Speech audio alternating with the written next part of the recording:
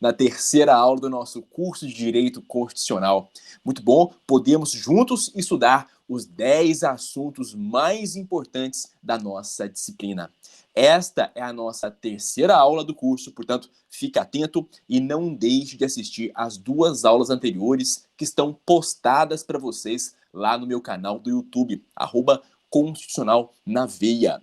Pois bem, a aula de hoje, meus amigos e amigas, nós vamos iniciar um assunto novo, nosso segundo tema, que é o assunto interpretação constitucional. Veja bem, eu vou dedicar 2 aulas para o estudo dessa matéria, que é uma matéria muito importante. Seja porque cai bastante em provas, mas cai muito mesmo. É impressionante o nível de incidência deste tema em provas, nas provas de concurso e também no exame da Ordem dos Advogados do Brasil. Seja porque é um assunto muito relevante também para a sua formação jurídica, para o seu desenvolvimento enquanto jurista e especialmente para a sua percepção, do texto constitucional. Então, eu julgo ser um tema dos mais relevantes aqui do estudo do direito constitucional. Vamos em frente? Pois é, vou projetar a tela para vocês aqui, de modo, então, a que vocês possam visualizar melhor a abordagem do nosso assunto.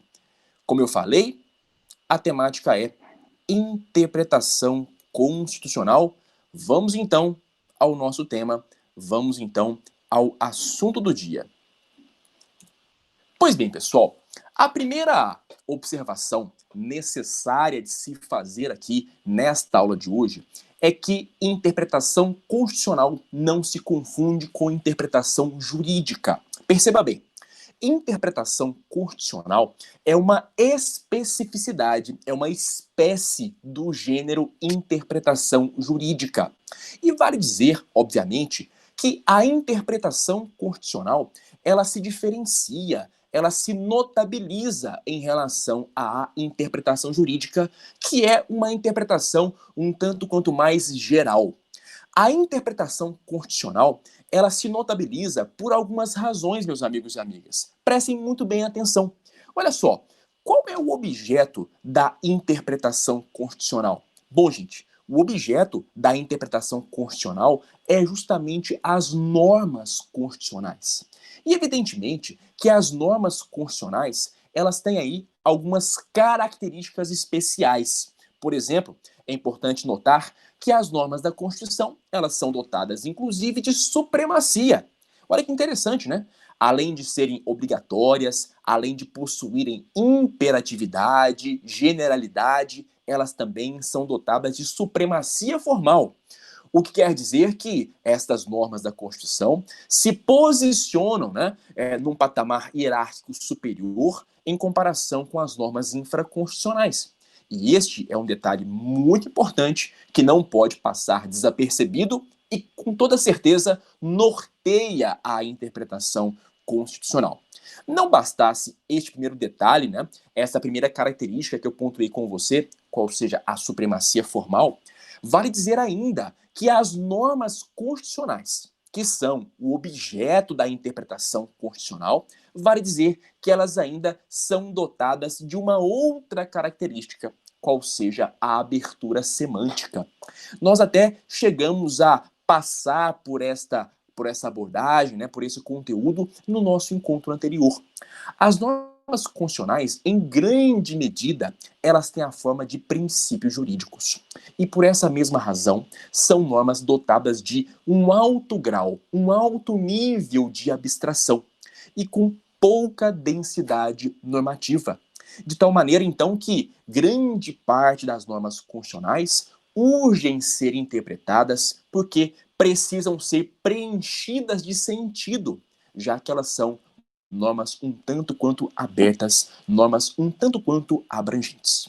E é importante também que você se lembre, o grande papel da interpretação aqui, pessoal, obviamente, guiada pelas regras de hermenêutica, o grande papel é delimitar o sentido e o alcance das normas jurídicas. E aqui, a interpretação constitucional se dedica justamente à verificação do sentido e alcance das regras, das normas de caráter constitucional.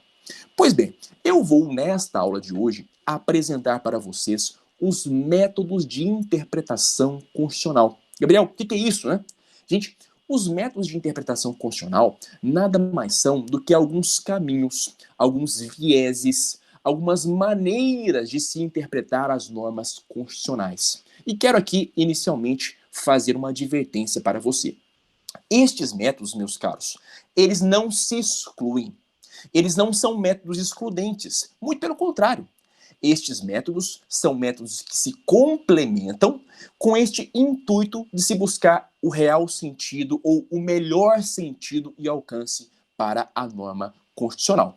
Tudo isso, é claro, né, sempre tentando buscar a maior efetividade possível destas normas da Constituição. Então, os métodos, eles têm de ser utilizados em caráter complementar, com vistas à complementaridade, já que eles não vão excluir uns aos outros. Beleza pura? Então, vamos juntos agora verificar cada um desses métodos de interpretação constitucional. Ah, um detalhe, na aula posterior, eu vou me dedicar com vocês aqui ao estudo dos princípios de interpretação constitucional. São aqueles princípios instrumentais, né, que vão balizar, que vão orientar a interpretação constitucional. O método estabelece como a interpretação deve ser realizada, ou como ela pode ser realizada. Bacana? Então, vamos em frente. O primeiro método que eu quero trazer para você é justamente o método jurídico, ou o método hermenêutico clássico. Gente, segundo este método, a interpretação constitucional, ela acaba se confundindo com a interpretação jurídica. Segundo ele, não haveria, né, uma diferença entre essas duas interpretações. De modo que a interpretação constitucional se limitaria à interpretação jurídica clássica, à interpretação jurídica tradicional. E eu quero te lembrar que a interpretação jurídica clássica, né, a hermenêutica tradicional, ela se pauta por alguns elementos muito conhecidos, que com toda certeza você vai se lembrar. O elemento gramatical, o elemento histórico, o elemento sistemático, tá lembrado disso? O elemento genético, todos estes são elementos, digamos, clássicos, tradicionais, né, que conduzem à interpretação jurídica. Então, para este método jurídico ou método hermenêutico clássico, interpretação jurídica e interpretação constitucional seriam exatamente a mesma coisa. De modo que a interpretação jurídica, que se baseia, né, nestes elementos que eu acabei de comentar com vocês, ela seria suficiente para se interpretar as normas constitucionais. Então, em última análise, vale dizer que a interpretação constitucional estaria, de fato, limitada pela própria interpretação jurídica em si. Eu diria, pessoal, a vocês, né, sem medo de errar, que este método é um método hoje manifestamente insuficiente, né? Porque, na verdade, me parece ser mais oportuno, né, e adequado utilizar de outros métodos, que eu vou aqui lhes apresentar agora, para buscar o melhor sentido, o melhor alcance da norma constitucional, sempre visando, né, encontrar ou alcançar a maior efetividade possível destas normas. Pois bem, vamos então ao próximo método. O próximo método que eu trago para vocês é o método do tipo tópico problemático. Bom, este método é muito simples de ser compreendido. E eu quero aqui iniciar a abordagem dele trazendo algumas premissas, né, que este método se baseia, se pauta, para que então se possa interpretar a Constituição. Quais são essas premissas? Eu coloquei para vocês aqui na nossa tela. As premissas são as seguintes. Primeira premissa, a premissa de que a interpretação tem um caráter prático, né? A interpretação tem um fim útil, obviamente, e, portanto, teria aí uma incidência prática muito evidente. Esta é a primeira premissa. A segunda premissa é justamente aquela que eu já comentei com vocês. As normas constitucionais, elas são, por definição, em grande parte, né, são normas abertas, né? São normas de caráter principiológico. E aí, por essa razão, é claro, né, as normas principiológicas, elas podem ensejar diferentes significações. Elas podem ter pluralidade significativa. Pois bem, esta é a segunda premissa, a abertura semântica das normas constitucionais. A terceira premissa é justamente a preferência, né, a preponderância da discussão do problema. Gente, o método tópico problemático recebe esta designação não sem razão de ser. Eu diria que a nomenclatura, né, método tópico problemático, é uma nomenclatura muito designativa, muito intuitiva, né? O próprio nome acaba sugerindo efetivamente a proposta desse método. E a proposta é justamente a de que a interpretação possa ter como ponto de partida o problema, o conflito em si. Então veja, a interpretação, segundo esta metodologia que eu estou aqui apresentando, né, a interpretação constitucional seria mais adequada se ela levasse em conta o problema propriamente dito. De modo que, uma vez identificado o problema, né, tendo ele como ponto de partida, como topoi, né, segundo estabelece a doutrina, a partir do problema se encontraria então a norma que melhor se encaixa, que melhor se amolda ao problema constitucional. Então, o caminho seria de modo um caminho indutivo, não é mesmo? Parte-se do problema concreto para então se encontrar a melhor norma constitucional a incidir naquele caso concreto. E não o contrário, né? O papel do intérprete, então, ele não se inicia na análise da norma, mas na análise do próprio problema em si. É um método tópico problemático, né? Como eu falei, nomenclatura bastante intuitiva. E por esse mesmo motivo, gente, você não precisa decorar efetivamente, né? Você precisa entender.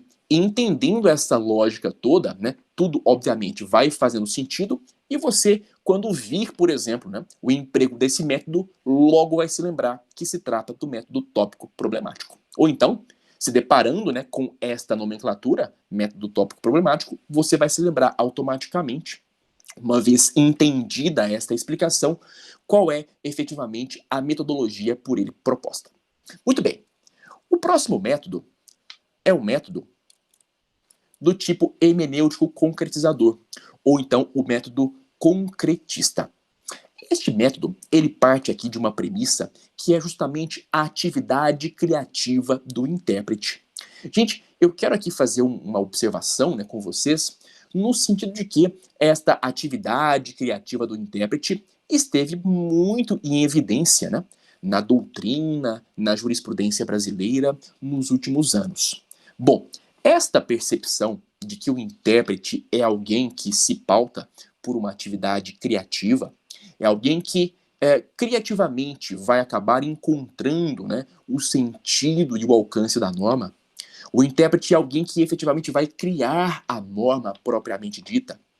Pois bem, essa percepção, ela estabelece, então, que texto legal é uma coisa e norma jurídica é outra coisa muito diferente. Bom, imagina só algum dispositivo constitucional.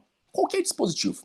Né? Imagina só, por exemplo, o artigo 5º caput da Constituição.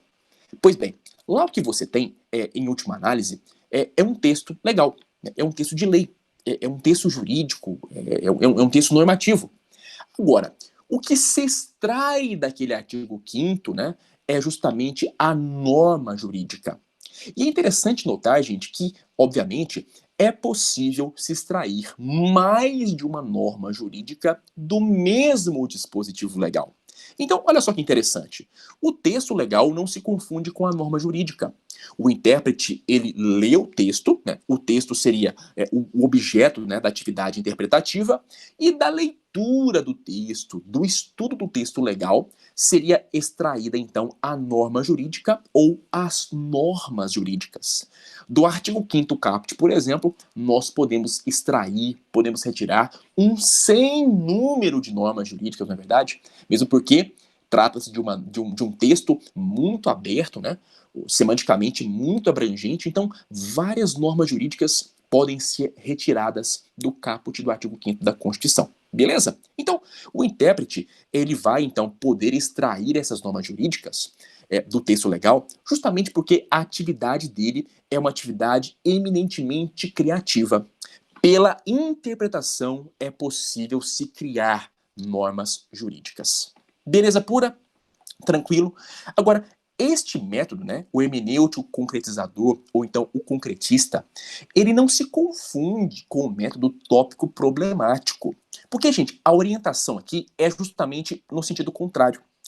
O método tópico problemático, né, que eu acabei de mencionar para vocês agora há pouco, ele sustenta que a interpretação deve ter como ponto de partida o problema, o conflito. Este aqui, o método concretista, né, hermenêutico concretizador, ele vai sustentar, na verdade, que é uma preponderância da norma sobre o problema. Então, o ponto de partida aqui não é o problema em si. O ponto de partida é a norma. O foco é a norma. Então, o intérprete deve focar a sua atuação no estudo, no exame do texto legal, para então extrair normas jurídicas deste texto legal, deste texto normativo. Beleza? Então, veja que a orientação é justamente contrária, né, à orientação presente no método tópico problemático. Muito bem. Vamos ao método seguinte, que é o método científico espiritual. Gente, esse método é muito interessante e eu gosto muito de explicar o seguinte para vocês. O método científico espiritual é aquele que se baseia nos valores mais essenciais presentes no texto constitucional. É isso mesmo. O texto constitucional, obviamente, ele está aí, né, cercado de valores que estabelecem, evidentemente, uma orientação, um norte jurídico para se interpretar as regras constitucionais, né? As regras constitucionais não podem ser interpretadas, né, de maneira divorciada, como se elas fossem regras isoladas entre si, né? Pelo contrário, nós vamos ver isso com mais propriedade na nossa segunda aula de interpretação constitucional. E ali no texto da Constituição se encontram alguns valores, né, de elevada estatura constitucional que, obviamente, acabam estabelecendo aí um certo espírito para a Constituição. Então, o que acontece? Na atividade interpretativa, o intérprete deve levar em conta, né, esse conteúdo valorativo, né, esses valores mais relevantes presentes no texto constitucional, esta carga axiológica, né? E axiologia, pessoal, axiologia deriva da palavra valores, né? Axiologia, axioma, valor, vem todo, está tudo relacionado neste mesmo sentido de carga valorativa, de valores. Então, é claro que o intérprete, durante o exercício da atividade interpretativa, ele deve realizá-la em conexão com esses valores mais relevantes do texto constitucional que estabelecem o verdadeiro espírito da Constituição. Então, é por isso que se dá o nome de método científico estrutural a este método que eu estou agora comentando com vocês. Você pode perguntar, Gabriel, mas quais seriam, então, alguns valores, né, preponderantes, presentes aqui na nossa Constituição, que acabariam delimitando a atividade interpretativa, ou pelo menos orientando a interpretação? Pessoal, eu até destaquei para vocês aqui na tela, na parte final. Quer ver só? Veja bem, dignidade da pessoa humana seria um valor espiritual muito importante a ser levado em conta pelo intérprete em qualquer atividade interpretativa das normas constitucionais ou do texto constitucional, né, para ser um pouco mais técnico. A questão da forma republicana de governo, igualmente, seria um grande valor espiritual presente na Constituição. A questão do Estado democrático de direito, né, do nosso regime político, o equilíbrio social que está sempre presente na Constituição. E aí vale lembrar, por exemplo, que um dos objetivos da República Federativa do Brasil é erradicar a pobreza e a marginalização. Por exemplo, não é mesmo? Você encontra ali a função social da propriedade, inclusive, né? A assistência aos desamparados. Então, também são valores espirituais presentes aqui no nosso texto constitucional. Então, eu diria que esses valores, né, essenciais, tão caros, tão relevantes, eles acabam orientando a atividade interpretativa. Então, nenhuma interpretação, seja de qual texto constitucional for, pode se afastar desses valores, deste espírito da Constituição. Tranquilo? Muito bem. E aí você já pode perceber, né, que nem todas as interpretações constitucionais que são propostas, né, por aí, né, nos rincões deste Brasil afora, são possíveis, né? Nem todas as interpretações são válidas à luz, especialmente, deste sentido, né, deste espírito do texto constitucional. Pois é, o outro método é o método normativo estruturante, né, cujo grande expoente, e essa informação ela se revela relevante para você, é Friedrich Müller. Justamente. Olha só, o método normativo estruturante, ele se baseia em grande medida, né, na premissa de que deve haver uma, digamos, uma íntima interação entre o texto e a realidade social. É isso mesmo. Quando o intérprete, então, for fazer, né, a interpretação do texto constitucional, ele deve ter em conta não apenas a norma em si, mas ele deve interpretar a norma olhando para a realidade social, de modo que o resultado da interpretação, de fato, tenha aí uma receptividade, tenha uma harmonia com a própria questão posta na sociedade. Então, eu até coloquei aqui no final da nossa tela para vocês que a norma, para este método normativo estruturante, ela deve ser resultado da interpretação do texto, mas interpretação esta que deve guardar conexão com a realidade social. Não pode ser uma interpretação, né, meus caros amigos, totalmente divorciada da realidade social, uma interpretação que não guarda relação com aquilo que nós vivemos efetivamente no dia a dia, né? Com a realidade brasileira, por exemplo. Então, tem que se buscar aí, no preenchimento do sentido do texto legal, esses anseios, né, da própria realidade social. E veja que esse método ele vai ao encontro daquele sentido sociológico de Constituição que nós vimos em nosso primeiro encontro, cujo protagonista é o filósofo Fernand Lassalle, para quem a Constituição, né, o texto constitucional, deve guardar ressonância, né, na sociedade, sob pena de ser apenas uma mera folha de papel em branco. Né? São os anseios sociais que vão dar efetivo sentido às normas da Constituição. E aqui, segundo este método, toda a interpretação deve, então, estar pautada na realidade social. A interpretação da Constituição não pode ser algo estéril, né, que esteja totalmente divorciado daquilo que se passa no plano social. Afinal de contas, as normas da Constituição, elas têm por última, digamos, finalidade, ou por primeira finalidade, disciplinar, regulamentar aquelas questões mais caras, né, que dizem respeito à vida em sociedade.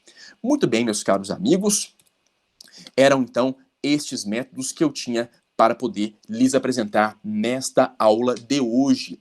E quero aqui esclarecer uma vez mais, né, que no nosso próximo encontro, na aula de terça-feira da próxima semana, eu vou me debruçar com vocês sobre o estudo dos princípios, né, de interpretação constitucional. E aí nós fechamos esse módulo número 2, que versa sobre a interpretação constitucional. Tudo bem? Muito obrigado mais uma vez pela sua adesão ao nosso curso de Direito Constitucional. Estou muito feliz, muito satisfeito com essa sua proposta de revisar, de entender melhor e de se preparar efetivamente para a sua prova de concurso público. A minha pretensão aqui é te dar condição de prova e, para tanto, estudar juntos aqui os principais assuntos que permeiam o nosso direito constitucional. Não se esqueça de se inscrever no nosso canal do YouTube, de deixar o seu like aqui neste vídeo, bem como de nos seguir no Instagram e no Telegram. O link está lá na minha bio. Muito obrigado, meus amigos, e até o nosso próximo encontro. Tchau, tchau. Até mais.